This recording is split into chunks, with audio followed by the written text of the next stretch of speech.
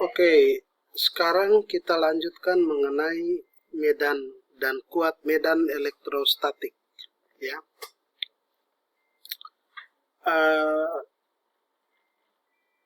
Medan listrik, ya. Medan listrik yang saya bicarakan di sini adalah medan listrik akibat muatan titik. Nanti di bagian lain kita akan membahas medan listrik yang diakibatkan oleh muatan yang kontinu. Ini medan listrik akibat muatan titik. Dari konsepnya adalah kalau kita punya muatan titik, katakan saja muatan Q, maka muatan Q ini akan generate, akan menghasilkan medan listrik di sekitar muatan Q ini. Nah, seperti itu. Nah, berapa besar kuat medan listrik yang dihasilkan oleh muatan Q ini, muatan titik Q ini? Secara definisi, ya, kalau ada muatan Q seperti ini, ya, kita mau menentukan berapa besar kuat medan listriknya, maka kita tempatkan suatu muatan uji yang saya beri nama di sini adalah Q0. Seperti ini, Q0.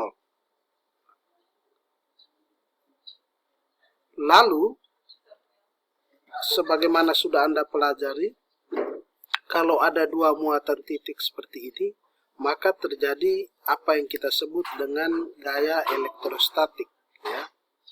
Yaitu, katakan saja kita langsung bahas besarnya, F sama dengan K kali Q kali Q0 per R kuadrat. Di mana R ini adalah jarak dari Q dan Q0. Seperti ini.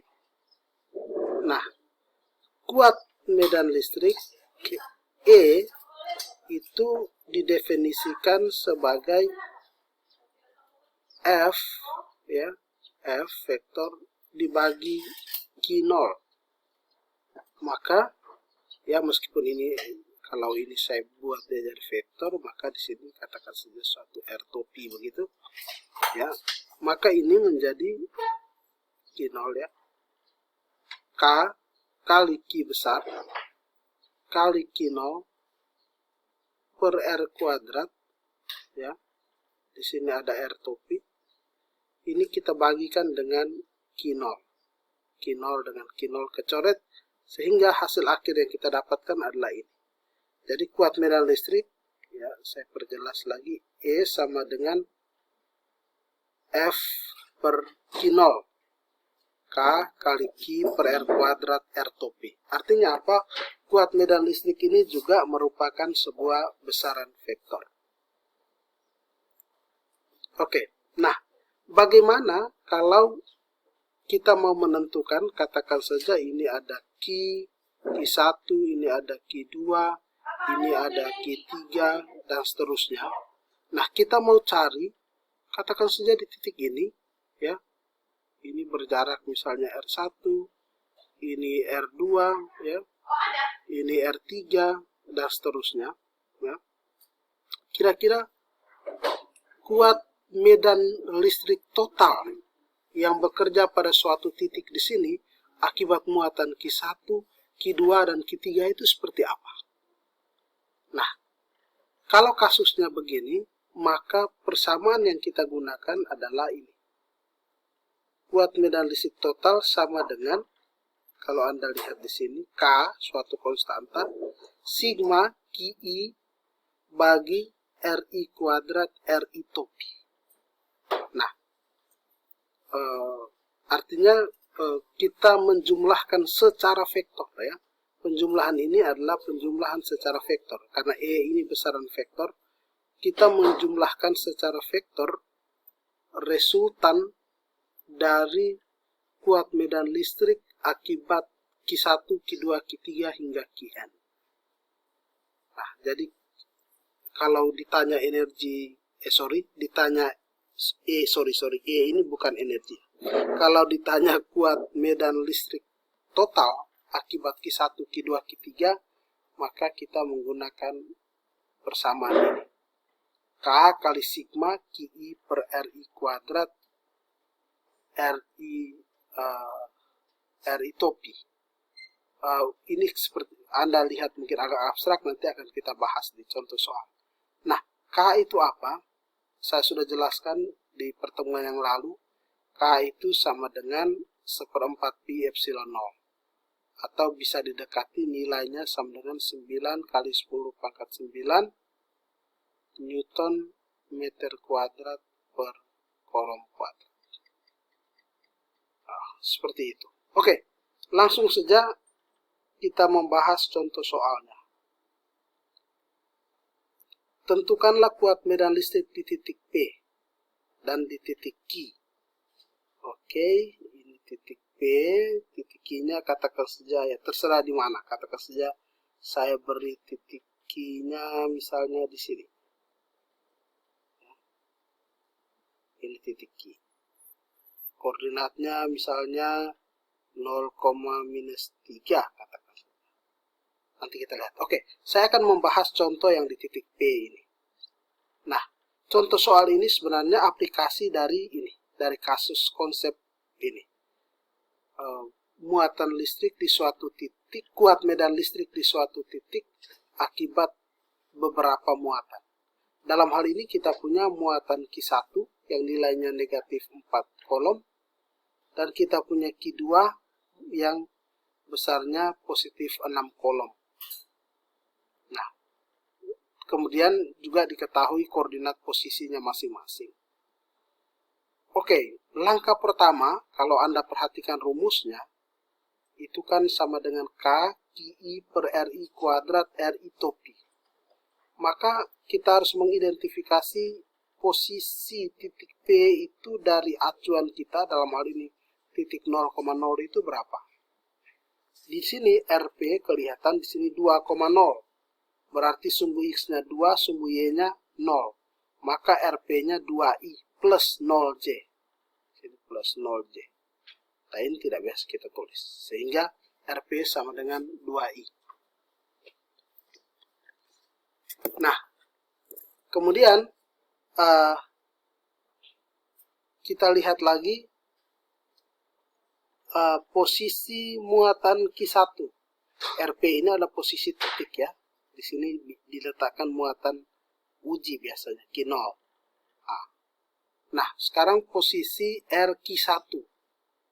Posisi muatan pertama. Posisinya di 0,4. Oke, 0,4 berarti apa? 0I plus 4J. Maka kita dapatkan 4J. Kemudian sekarang posisi RQ2 itu di min 3,0.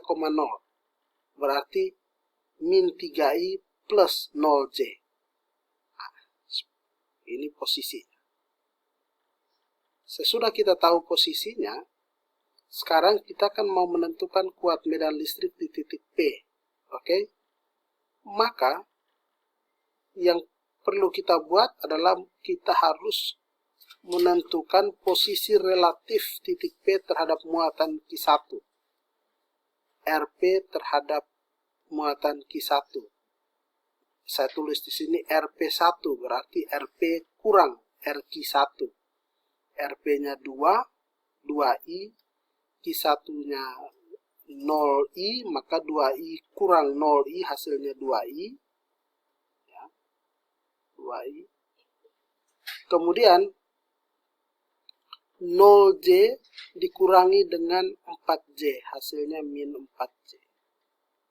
Jadi RP1 itu 2I kurang 4J. 2I kurang 4J posisinya. Maka kita bisa menentukan ya RP1 topinya, atau sebelum ini Anda hitung dulu besar RP1. Itu kan I dengan J, maka akar 2 kuadrat 4, 4 kuadrat 16. Sehingga di sini akar 20. Akar 20. Satuan panjang. Dalam hal ini, di soal ini meter. Akar 20. Tapi di persamaan yang dia butuhkan kan kuadratnya. maka nanti tinggal dikuadratkan RP1 kuadratnya, besarnya ya, itu sama dengan 20. Ya, maksudnya, sentimeter lah. Ya, nanti satuannya tinggal disesuaikan apakah meter atau sentimeter. Nah, begitu. Nah, sedangkan RP1 topinya, itu kan definisinya kan sama dengan RP1 vektor dibagi besar RP1. Maka vektornya kan 2i kurang 4j. Bagi besarnya kan akar 20. Seperti ini.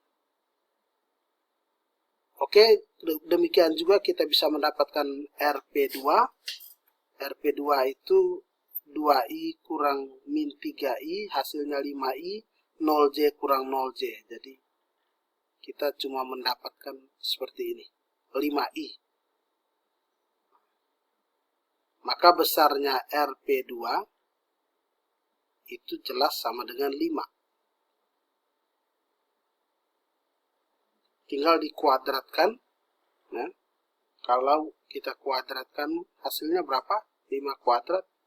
Ya, nanti dapat 25. Sesudah itu bisa dihitung ya. RP2 topinya itu sama dengan vektor RP2 dibagi besar RP2. Nah, vektornya kan 5i. Ya toh? Dibagikan dengan 5. Maka hasilnya adalah i. Oke, dengan mendapatkan semua data ini, Anda lalu tinggal memasukkan ke persamaan di atas. Lalu dijumlahkan ya, secara vektor. Nanti akan didapatkan besar kuat medannya seperti apa. Oke. Nah, contoh soal lanjutannya bisa seperti ini. Jadi ada dua muatan ya, minus 6 mikrokolom, kemudian ada min 2,5 mikrokolom. Kita mau menentukan suatu titik di mana kuat medan listriknya sama dengan 0. Jadi kita mau menentukan titik yang kuat medan listriknya sama dengan 0. Oke. Ini mirip-mirip dengan menentukan di mana resultan gaya sama dengan 0. Jadi kalau muatan negatif dengan positif tidak mungkin di tengah. Silakan cari tahu alasan kenapa tidak mungkin di tengah. Pasti di sini ya, atau di sini. Silakan dianalisa kenapa. Jawabannya pasti di sini. Bukan di sini. Itu sangat berkaitan erat dengan besar muatan. Besar bukan jenis muatan, besar muatan. Kenapa di sini? Kalau ini Anda taruh pasti di sini. Kenapa? Silakan dipikirkan. Ini Anda misalkan dengan X ya. Kemudian tinggal E, katakan saja di sini titik A ya. E di A kan sama dengan 0.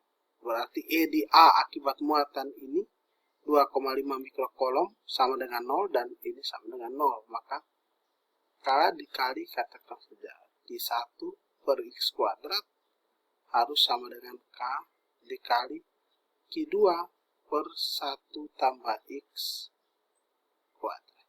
K dengan K kecoret. Nah, nanti Anda tinggal menyelesaikan ini. Maka dapat nilai X-nya berapa? Sentimeter.